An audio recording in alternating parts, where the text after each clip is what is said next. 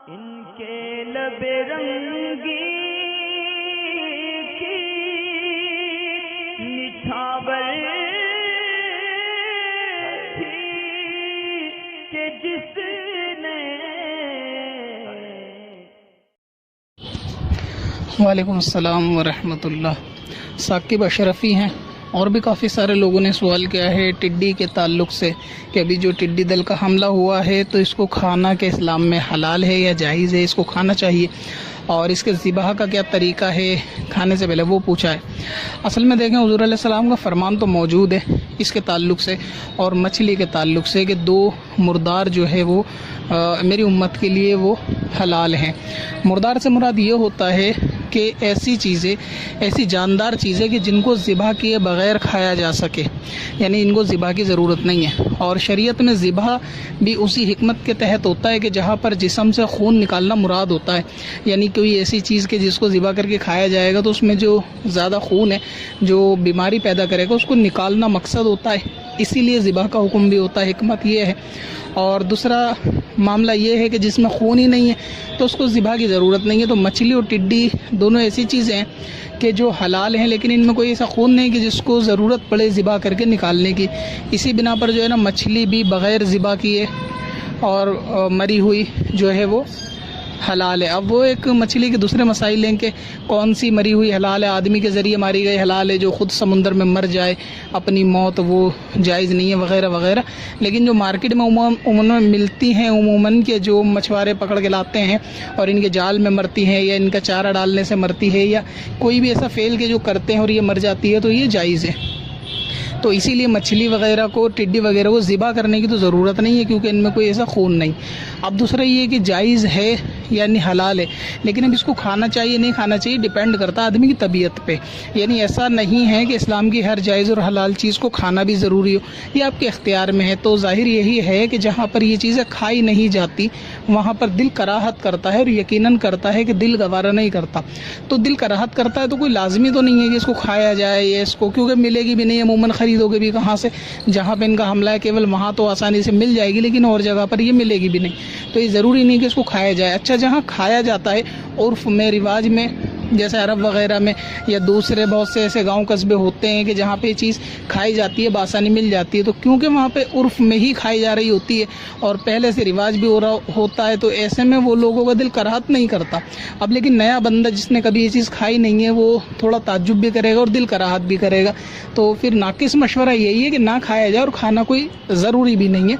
बस इतना है कि जिस चीज़ को अल्लाह रसूल ने हलाल कहा है उसको हलाल ही माना जाए, जिसको जायज़ कहा है जायज़ माना जाए, जिसको नाजायज़ कहा नाजायज़। तो बस इतना काफ़ी है। टिड्डी हलाल है तो हाँ हलाल है, तो अगर कोई कहे कि हलाल है तो आप खाओ तो आप मना भी कर सकते हो कि ठीक है हलाल है लेकिन मेरा दिल नहीं है खाने का। तो ये लाजमी नहीं होता कि हर हलाल चीज़ खाई जाए। दूसरी चीज़ ये है कि बहुत सारे लोग जो खाते हैं इसको, तो क्योंकि इसके अंदर ज़्यादा तादाद में अगर खाएंगे या ऐसा बंदा कि जिसने कोई खाया नहीं हो तो उसको फ़ायदा हो, ऐसा ज़रूरी नहीं है।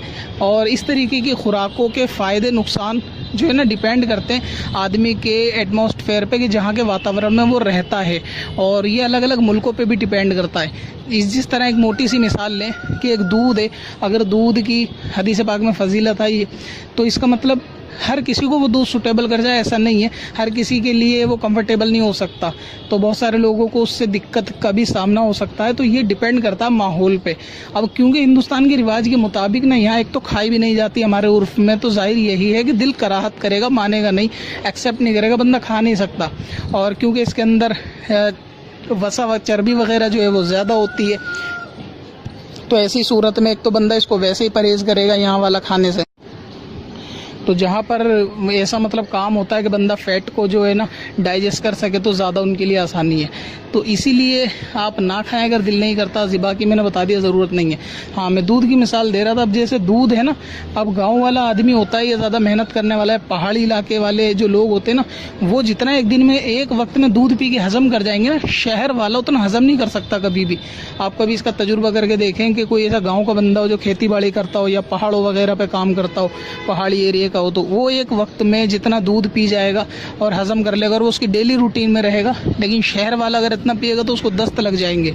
तो ये ज़रूरी नहीं होता कि जो चीज़ हलाल कर दी गई उसमें आपके लिए फ़ायदा ही फ़ायदा हो, ऐसा नहीं है। ये डिपेंड करता है आदमी की तबीयत पे, उसके रहन सहन के ऊपर, उसकी मेहनत के ऊपर।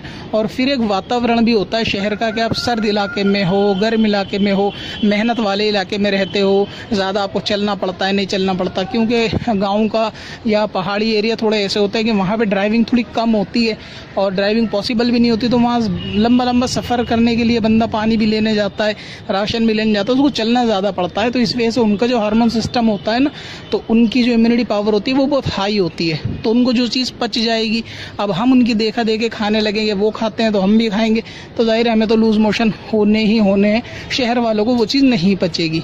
इसी तरीके से जितनी चीज़ों में शहर वाले किफ़ायत कर जाएंगे खाने में, थोड़ी बहुत चीज़ें, उतनी गांव वालों के तो मतलब ऊँट के मुंह में ज़ीरा होगी।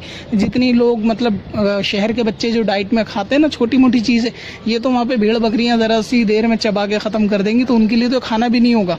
तो ये डिपेंड अलग अलग एटमॉस्फेयर पे भी करता है, अलग अलग मौसमों पे करता है। तो अब अगर टिड्डी जायज़ है, हलाल है, बस इसको हलाल मानना ज़रूरी है कि ठीक है जी जायज़ है, हलाल है, अब खाना ज़रूरी थोड़ी ना है। और आपको सूट करे ऐसा भी नहीं, कोई फ़ायदा पहुँचाए ऐसा भी नहीं है। तो अगर दिल कराहत करता है तो ना खाई जाए। इसी तरह हदीस पाक में जितनी फजीलत होती है खाने की, जो चीज़ें, उनमें से कुछ चीज़ें तो जनरल कॉमन है कि जो नुकसान नहीं करती किसी भी मौसम में, लेकिन बहुत सी चीज़ें ऐसी होती हैं जो हकीम से या किसी सलाहकार के मशवरे ही से लेनी चाहिए, वरना उसमें जो है वो आदमी फजीलत के एतबार से अमल करने जाता है और वजह उसको नुकसान होता है, क्योंकि उसको वैसा माहौल भी नहीं होता और वैसा उसकी आदमी की ना दिनचर्या भी नहीं होती। पता चला वो बैठे बैठे कोई ऐसी चीज़ खाता रहे जिसमें मेहनत भी नहीं होती, तो नुकसान होने का ख़तरा है। तो जहाँ ये चीज़ें खाई जाती हैं ना, टिड्डी वगैरह, ये जो लोग खाते हैं तो ठीक है, कोई इतना भारी नुकसान भी नहीं है, खा सकते हैं अगर कोई खाना चाहे, लेकिन दिल कराहत करे तो रहने दे, कोई ज़रूरी भी तो नहीं है खाना। तो बस हलाल इतना काफ़ी है। जहाँ खाया जाता है वहाँ एक तो मिलती भी है, खा भी लेते हैं, तो वहाँ के उर्फ में लोग कराहत नहीं करेंगे। लेकिन यहाँ ज़ाहिर है कि लोग खाने में थोड़ा कराहत महसूस करेंगे, और जिस चीज़ से दिल कराहत करे तो उसको फिर ना खाया जाए। नहीं ऐसी चीज़ के जिसको तबीयत ना माने आदमी के, तो उसको फिर खाने से फ़ायदा नहीं होता, बल्कि फिर उसको खाने से उल्टा सेहत के मामले में नुकसान भी हो जाता है। तो इसलिए इससे परहेज़ करें। पत्थर में असल